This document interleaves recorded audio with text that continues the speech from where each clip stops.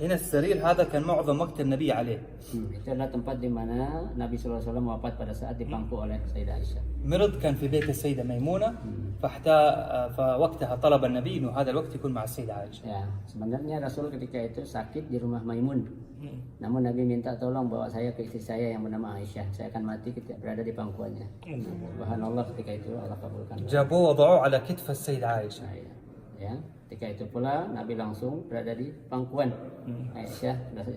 Jadi Nabi pada saat meninggal dunia yang berada dalam pangkuan istri tercintanya itu, jadi bukan di kamarnya, tapi di tempat ruang tamu kalau kita bilang sekarang gitu.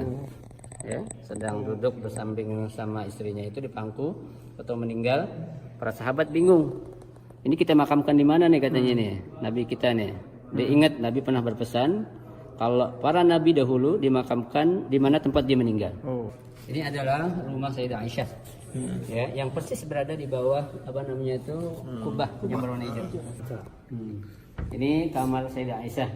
Yang luas kamarnya itu 3x3.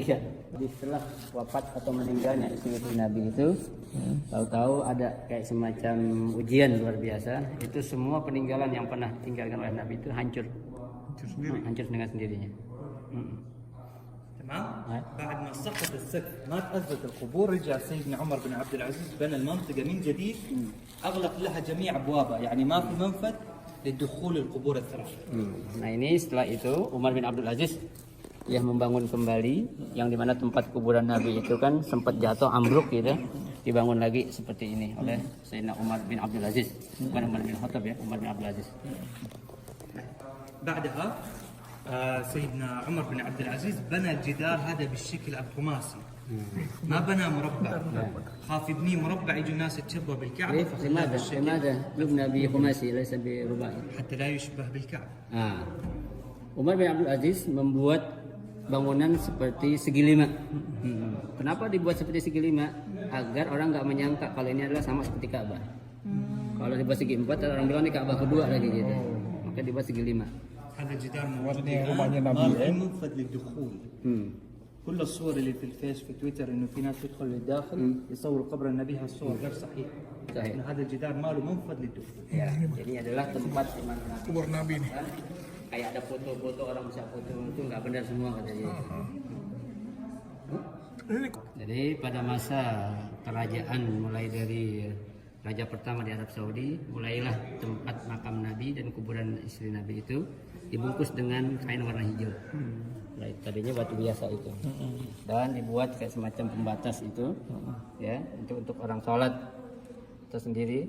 Ini kan masjid, ini kan kuburan, nggak mungkin orang sholat di dalam kuburan Nabi. في عهد المماليك. Iya, di Mamalik. بعدها في عهد المماليك برضو بنيت اول قبه بالخشب والرصاص القبور الثلاثه قبه حمايه للقبور. Ya. Dan setelah itu pula pada masa kerajaan pula ya dibuatlah kubah itu untuk menandakan disitulah makam atau kuburan Nabi dan juga istri serta sahabat yang ada dalam satu kuburan dengan Nabi. تغير الستار رفعوا السور المماليك. Nah, diangkat apa namanya itu kain yang warna hijau tadi untuk membuktikan bahwasanya tempat ini telah terjadi perubahan dari tahun ke tahun sejak terjadinya pergantian raja-raja yang ada di Arab Saudi. بعدها بعد 200 سنة الصاعقة ضربت منارة حرقت المنارة سقطت على القبة حرقتها وحرقت الستار والسور اللي كان في الخشب. Ya, setelah 2 tahun diperbaiki terjadi kebakaran yang mengakibatkan itu kuburan Nabi sempat hangus katanya. Hangus. Masabab al-harik? صاعقة صاعقة مع الأمطار. Nah, ضربت في معدة ada kayak semacam apa namanya tersambar petir.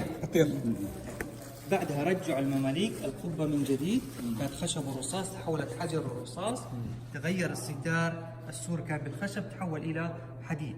الحديد الأخضر الذهبي اللي احنا نشوفه الآن عرفتوا حول Ayo. Dan setelah terjadinya kebakaran itu pada masa raja-raja yang berkuasa dari Saudi mulailah diganti yang tadinya menggunakan tanah dan batu dirubah dengan menggunakan besi seperti yang sekarang kita lihat itu. الآن هذه القبة موجودة. نعم. تيجي الخضرة فوق. Nah. Sampai sekarang kubah ini masih ada yang kita lihat warnanya berwarna hijau itu. شوف آخر رسالة من رسائل النبي عليه الصلاة والسلام. هذه سلسلة جبال كلها جبل طبعا.